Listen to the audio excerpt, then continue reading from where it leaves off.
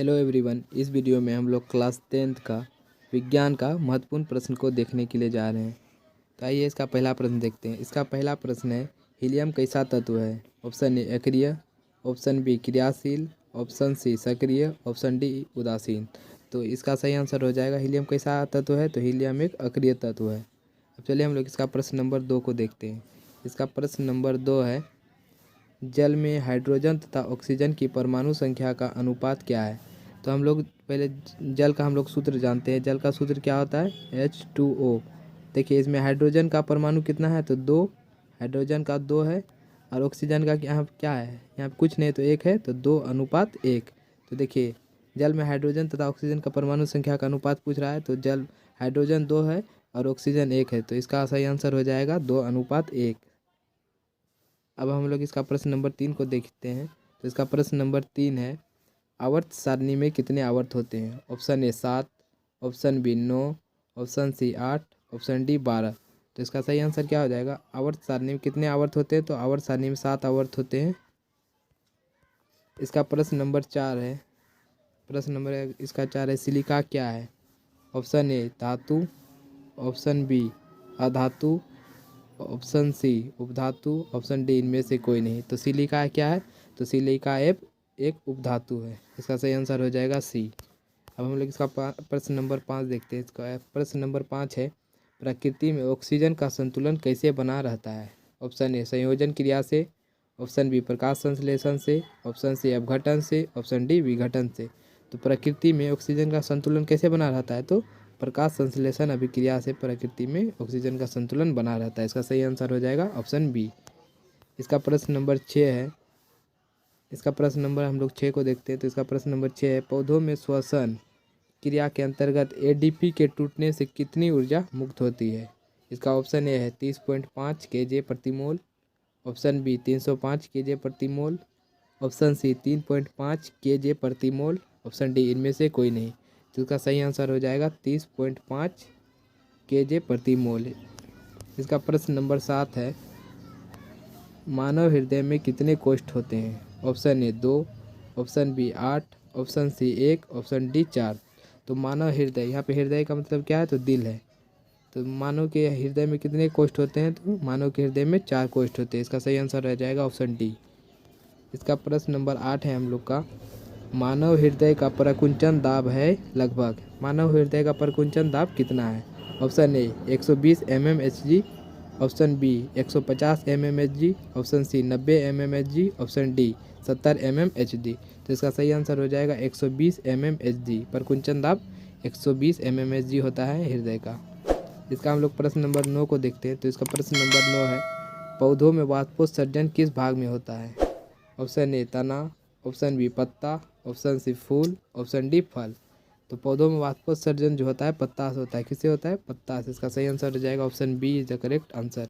अब चलिए हम लोग अपने प्रश्न नंबर 10 को देखते हैं। तो इसका प्रश्न नंबर 10 है, कृत्रिम वृक्क किन अपशिष्ट उत्पादों को रुधिर से अपोहन द्वारा पृथक करता है? तो कृत्रिम वृक्क मतलब होता है किडनी। तो किस पदार्थ को अलग करता है? Option A nitrogen, option B carbon, option C oxygen, option D इनमें से सभी। तो वृक्क का कार्य क्या है? नाइट्रोजन पदार्थ को पृथक करना। इसका सही आंसर हो जाएगा नाइट्रोजन। इसका प्रश्न नंबर 11 है हम लोग का, हाइड्रा में प्रजनन किस विधि से होता है? ऑप्शन ए द्विखंडन, ऑप्शन बी मुकुलन, ऑप्शन सी लैंगिक जनन, और इसका ऑप्शन डी है इनमें से सभी। तो हाइड्रा में प्रजनन किस विधि से होता है? तो हाइड्रा में प्रजनन मुकुलन विधि से होता है। इसका सही आंसर हो जाएगा मुकुलन। इसका हम लोग प्रश्न नंबर 12 को देखते हैं। इसका प्रश्न नंबर 12 है, दाढ़ी बनाने में किस दर्पण का उपयोग होता है? ऑप्शन ए समतल दर्पण, ऑप्शन बी उत्तल दर्पण, ऑप्शन सी अवतल दर्पण, ऑप्शन डी इनमें से कोई नहीं।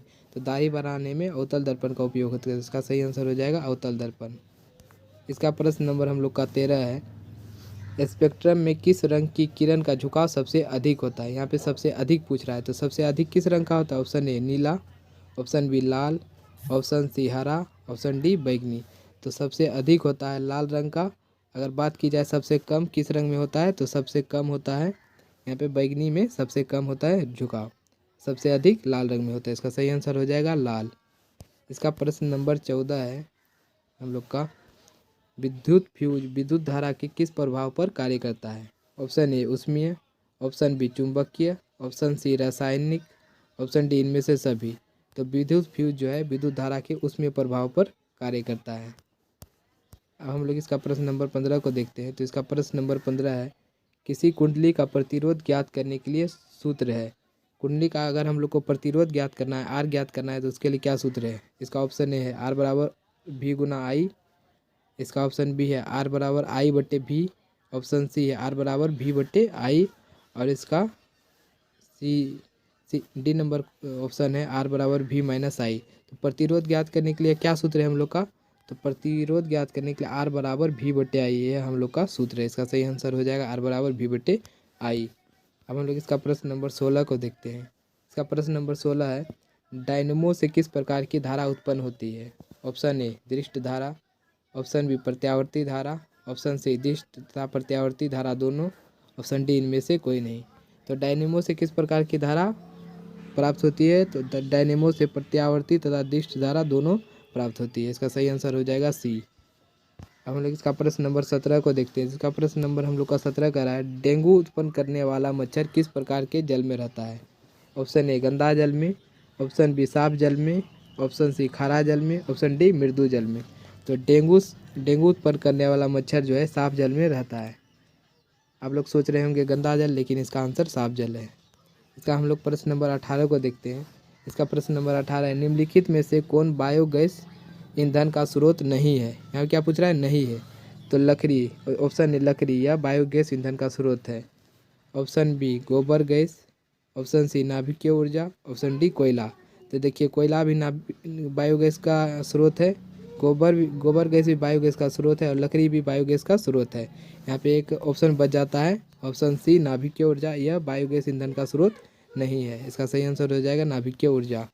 इसका हम लोग प्रश्न नंबर 19 को देखते हैं। प्रश्न नंबर 19 है, प्रकाश के परावर्तन के कितने नियम हैं? Option A 0, option B 1, option C इसका 2, ऑप्शन डी 3। तो इसका सही आंसर क्या हो जाएगा? प्रकाश के परावर्तन और अपवर्तन के 2 नियम है। इसका सही आंसर हो जाएगा सी। यहाँ पे हम लोग का अंतिम प्रश्न है 20 नंबर, लोहा की परमाणु संख्या क्या है? Option A 23, option B 26, option C 25, option D 24। तो लोहा की परमाणु संख्या क्या है? तो लोहा की परमाणु संख्या 26 है। इसका सही आंसर हो जाएगा 26। अगर आप लोग को वीडियो अच्छा लगे हो तो चैनल को सब्सक्राइब करें, वीडियो को शेयर करें। धन्यवाद।